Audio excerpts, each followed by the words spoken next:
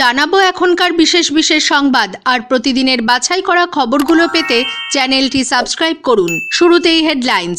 রাজ্য সরকার অঙ্গনারী কেন্দ্রগুলির শূন্য পদে ৩৫,০০০-এরও বেশি কর্মী ও সহায়িকা নিয়োগ করছে। রাজ্য বিধানসভায় বাজেট প্রস্তাব নিয়ে আজও আলোচনা চলমান। শাসক তৃণমূল কংগ্রেস বিরোধী দলনেতা শুভেন্দু অধিকারী সহ বিজেপির ৫ বিধায়কের বিরুদ্ধে রাজ্য সঙ্গীত অবমাননার জন্য স্বাধিকার ভঙ্গের অভিযোগ এনেছে। বিজেপি সন্দেশখালীর ঘটনায় কেন্দ্রীয় স্বরাষ্ট্রমন্ত্রীর হস্তক্ষেপ দাবি করেছে।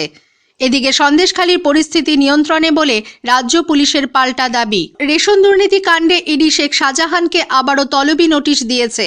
ক্যাগের রিপোর্টে রাজ্যের বিরুদ্ধে বিভিন্ন কেন্দ্রীয় প্রকল্পের বরাদ্দ খরচের শংসাপত্র জমা না করার অভিযোগ সরকার খারিজ করে দিয়েছে। আইএসএল ফুটবলে আজ ইস্টবেঙ্গল মোহনবাগান সুপার জায়ান্ট তাদের পরবর্তী ম্যাচ খেলতে মাঠে নামছে। ঘূর্ণাবর্তের প্রভাব কেটে যাওয়ায় উত্তরে বাতাসে ভর করে রাজ্যে ফের শীতের আমেজ। কলকাতায় আজ সকালের তাপমাত্রা ১৫ ডিগ্রির নিচে নেমে গেছে। রাজ্য সরকার অঙ্গনারী কেন্দ্রগুলির শূন্য পদে ৩৫,০০০-এরও বেশি কর্মী ও সহায়িকা নিয়োগ করছে। কয়েকটি জেলায় ইতিমধ্যেই নিয়োগ প্রক্রিয়া শুরু হয়ে গেছে বলে নারী, শিশু ও সমাজ কল্যাণ দফতরের মন্ত্রী শশী পাঁজা গতকাল বিধানসভায় জানিয়েছেন। জেলা শাসকের নেতৃত্বে গঠিত বিশেষ কমিটি এই নিয়োগ প্রক্রিয়া সম্পন্ন করবে বলেও তিনি জানান। পরিসংখ্যান দিয়ে মন্ত্রী বলেন, রাজ্যে মোট ১,১৯,৪৮১টি অঙ্গনওয়াড়ি কেন্দ্র রয়েছে। প্রতি কেন্দ্রে একজন করে মহিলা কর্মী ও সহায়িকা থাকেন। বর্তমানে ২১,৪৯২ জন কর্মী ও ১৩,৯০৬টি সহায়িকার পদ শূন্য রয়েছে। প্রশ্নোত্তর পর্বে মন্ত্রী জানিয়েছেন, কেন্দ্রীয় সরকার নিয়মকানুনে কিছু পরিবর্তন করায় এতদিন নিয়োগ প্রক্রিয়া সম্পূর্ণ করা যাচ্ছিল না। কর্মী ও সহায়িকা উভয় পদেই এখন আবেদনের জন্য ন্যূনতম শিক্ষাগত যোগ্যতা উচ্চ মাধ্যমিক পাস হিসেবে নির্ধারিত করা হয়েছে। এতদিন অষ্টম শ্রেণী উত্তীর্ণ হলেই সহায়িকা পদে আবেদন করা যেত। এছাড়া বয়সসীমাও কমিয়ে ১৮ থেকে ৩৫ করা হয়েছে। উল্লেখ্য, অঙ্গনওয়াড়ি কেন্দ্রের খরচের ৬০ ভাগ দেয় কেন্দ্রীয় সরকার ও ৪০ ভাগ রাজ্য। রাজ্য বিধানসভায় আজও বাজেট প্রস্তাবের ওপর আলোচনা চলমান। সূত্রের খবর, ২ ঘণ্টা আলোচনার পর অর্থমন্ত্রী চন্দ্রিমা ভট্টাচার্য জবাবি ভাষণ দেবেন। রাজ্য বিধানসভায় বৃহস্পতিবার বাজেট প্রস্তাব পেশের পর অধিবেশনের দ্বিতীয়ার্ধে গতকাল ওই বাজেট প্রস্তাবের ওপর ৩ ঘণ্টা আলোচনা হয়। শাসক ও বিরোধী দলের সদস্যরা বাজেট প্রস্তাবের ওপর আলোচনায় অংশ নেন। বিশিষ্ট অর্থনীতিবিদ, বালুরঘাটের বিজেপি বিধায়ক অশোক লাহিড়ী, শঙ্কর ঘোষ প্রমুখ বিজেপি বিধায়করা রাজ্য বাজেটকে অন্তঃসার শূন্য নির্বাচনী চমক আখ্যা দিয়ে তীব্র সমালোচনা করেন। এদিকে শোভনদেব চট্টোপাধ্যায়, দেবব্রত মজুমদার, হুমায়ুন কবিরের মতো সরকার পক্ষের বিধায়করা বাজেটের সমর্থনে বক্তব্য রাখেন। শাসক তৃণমূল কংগ্রেস বিরোধী দলনেতা শুভেন্দু অধিকারী সহ বিজেপির ৫ বিধায়কের বিরুদ্ধে রাজ্য সঙ্গীত অবমাননার জন্য স্বাধিকার ভঙ্গের অভিযোগ এনেছে। বাজেটের দিন বিধানসভায় জাতীয় ও রাজ্য সঙ্গীত গাওয়া নিয়ে যে ঘটনা ঘটেছিল তার প্রেক্ষিতে বিরোধী দলনেতার বিরুদ্ধে আনা এই স্বাধিকার ভঙ্গের অভিযোগ অধ্যক্ষ বিমান বন্দ্যোপাধ্যায় সংশ্লিষ্ট কমিটির কাছে পাঠাবেন। তিনি এই অভিযোগ পাওয়ার কথা জানিয়ে বলেছেন, তা খতিয়ে দেখে সিদ্ধান্ত নেওয়া হবে। পরিষদীয় মন্ত্রী শোভনদেব চট্টোপাধ্যায় বলেছেন, সরকারি অনুষ্ঠানে রাজ্য সঙ্গীত দিয়ে শুরু ও জাতীয় সঙ্গীত দিয়ে সমাপ্ত করার সিদ্ধান্ত রয়েছে।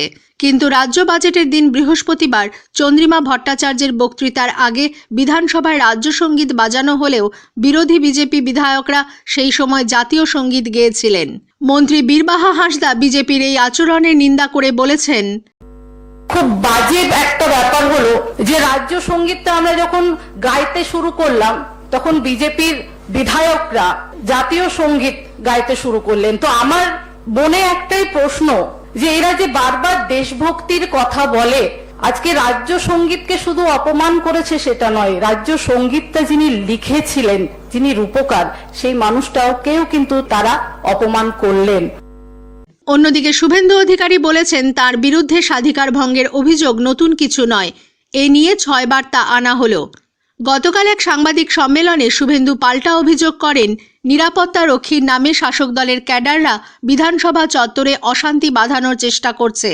পরিষদীয় দলের পক্ষ থেকে মুখ্য সচেতক মনোজ টিগ্গা এ ব্যাপারে বিধানসভার সচিবকে চিঠি দিয়েছেন বলেও তিনি জানান। শুভেন্দুর দাবি, বিধানসভা চত্বরে অগণতান্ত্রিকভাবে কেন্দ্রীয় নিরাপত্তা বাহিনীকে প্রবেশ করতে দেওয়া হয় না, কিন্তু শাসক দলের বিধায়করা একাধিক ব্যক্তিগত নিরাপত্তা রক্ষী নিয়ে সেখানে প্রবেশ করেন। এক্ষেত্রে কোনো বিধায়ক আক্রান্ত হলে তার দায় সচিবকেই নিতে হবে হুঁশিয়ারি দিয়ে শ্রী অধিকারী বলেন, তা না হলে তারা বৃহত্তর আন্দোলনে সামিল হবেন। বিজেপি মহিলা বিধায়করাও এ ব্যাপারে হেয়ার স্ট্রিট থানায় অভিযোগ করবে বলে বিরোধী দলনেতা জানিয়েছেন। পুলিশ সেক্ষেত্রে কোনো ব্যবস্থা না নিলে তারা আদালতের দ্বারস্থ হবেন। উল্লেখ্য, বৃহস্পতিবার মুখ্যমন্ত্রী বিধানসভা থেকে বেরিয়ে যাওয়ার 1 ঘন্টা আগে থেকে বিজেপি বিধায়কদের গাড়ি আটকে রাখা হয়। বিরোধী দলনেতা শুভেন্দু অধিকারীর নেতৃত্বে বিধায়করা প্রতিবাদ জানালে শাসক দলের নিরাপত্তা রক্ষীরা পাল্টা স্লোগান দেয়। অন্যদিকে রাজ্য বিধানসভায় বৃহস্পতিবার বাজেট প্রস্তাব পেশের পর মুখ্যমন্ত্রী মমতা বন্দ্যোপাধ্যায়ের সাংবাদিক বৈঠক বানচাল করে দেওয়ার চেষ্টার অভিযোগে তৃণমূল পরিষদীয় দল গতকাল হেয়ার স্ট্রিট থানায় এফআইআর দায়ের করেছে। কারা ওই সাংবাদিক বৈঠক বাতিল করার চেষ্টা করেছিল, পুলিশকে তা তদন্ত করে দেখতেও বলা হয়েছে। এদিকে শুভেন্দু অধিকারী বলেছেন, রাজ্য সরকার যতই এফআইআর করুক না কেন, তারা তাদের কাজ করে যাবেন। এর আগেও তাদের বিরুদ্ধে থানায় এফআইআর করা হয়েছিল। আগামী দিনেও যতই অভিযোগ দায়ের হোক, তারা কোনো মতেই পিছপা হবেন না। 12 সাল থেকে স্পিকার নিয়ম করেন বিধানসভার সেশন ছাড়া কেউ মিডিয়া সেন্টার ইউজ করতে পারবে না। আজকে সেশন চলার সময় মিডিয়া সেন্টারে তালা লাগিয়ে গণতন্ত্রের চতুর্থ স্তম্ভ সাংবাদিক এবং মিডিয়া তাদেরকে কণ্ঠরোধ করা হচ্ছে। গণতন্ত্রের পীঠস্থানে এই অগণতান্ত্রিক স্বৈরাচারী কাজ প্রমাণ করে এরা উত্তর কোরিয়ার শাসকের থেকেও ভয়ঙ্কর এবং সংকীর্ণ মানসিকতায় ভুগছেন। চা বাগানে শ্রমিকদের পাট্টা দেওয়ার পরিবর্তে জমির মালিকানা দেওয়ার দাবিতে পরিষদীয় দল আজ বিধানসভায় মুলতবি প্রস্তাব আনে। অধ্যক্ষ সেই প্রস্তাব পাঠ করতে দিলেও আলোচনার দাবি খারিজ করে দেন। এরপরই বিজেপি বিধায়করা অধিবেশন কক্ষ থেকে ওয়াকআউট করেন এবং বাইরে দলের মুখ্য সচেতক মনোজ টিগ্গার নেতৃত্বে বিক্ষোভ দেখান। রাজ্য বাজেটে লক্ষ্মীর ভাণ্ডারের অনুদান বৃদ্ধির সিদ্ধান্তকে ঐতিহাসিক আখ্যা দিয়ে তৃণমূল কংগ্রেস রাজ্য জুড়ে প্রচারে নামছে। মহিলা তৃণমূল কংগ্রেস সভানেত্রী চন্দ্রিমা ভট্টাচার্যের নেতৃত্বে তৃণমূলের নারী ব্রিগেড আজ রাজ্যব্যাপী এই সিদ্ধান্ত উদযাপন করবে বলে জানানো হয়েছে। চন্দ্রিমা বলেন, কেন্দ্রীয় বঞ্চনার পরও মহিলাদের জন্য যুগান্তকারী পদক্ষেপ করেছে রাজ্য সরকার। সেজন্য মুখ্যমন্ত্রীকে ধন্যবাদ জানানো হবে। প্রতি জায়গায় গড়ে 5000 মহিলা কর্মী নিয়ে ব্লক ভিত্তিক মিটিং হবে। কলকাতার গোলপার্ক থেকে হাজরা পর্যন্ত বিকেল 3টে নাগাদ একটি পদযাত্রার আয়োজন করা হয়েছে।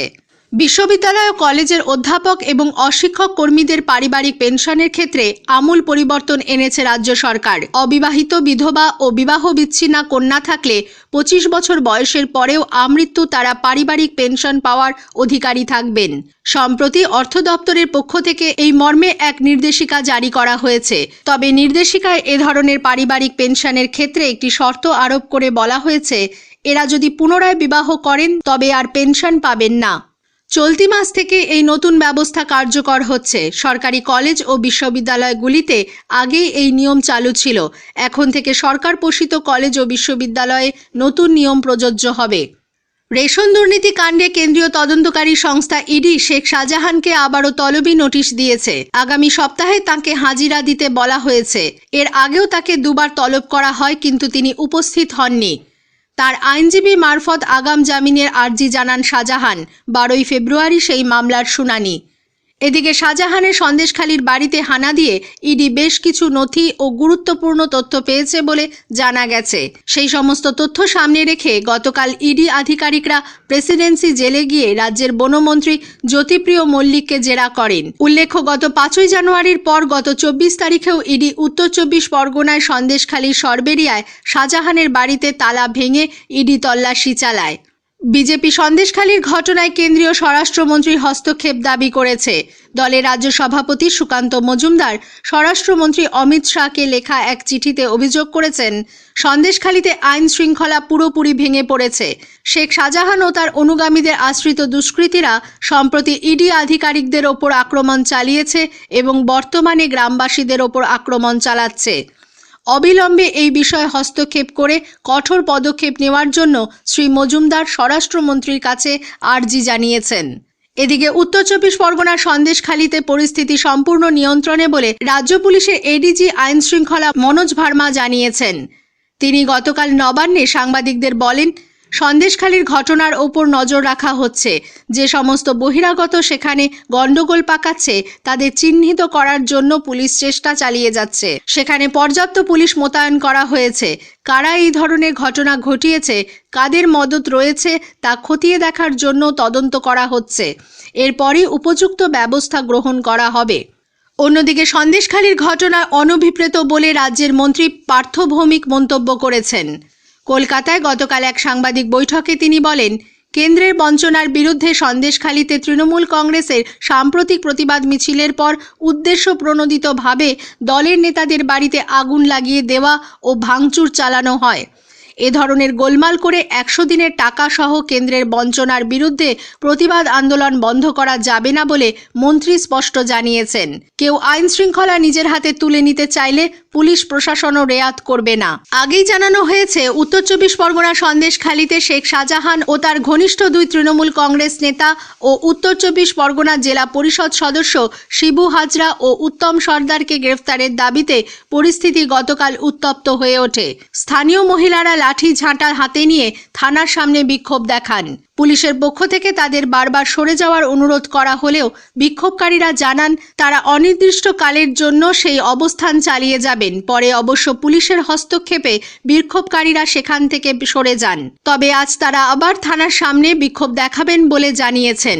সন্দেশখালীর পর জেলিয়াখালীতেও শিবু হাজরার পোল্ট্রি ফার্ম ও বাংলোয় ক্ষিপ্ত গ্রামবাসীরা আগুন ধরিয়ে দেয়। এই ঘটনার পর স্থানীয় কিছু দুষ্কৃতী গ্রামবাসীদের ওপর চড়াও হয়। 5 জন গ্রামবাসী আহত হয়েছেন বলে জানা গেছে।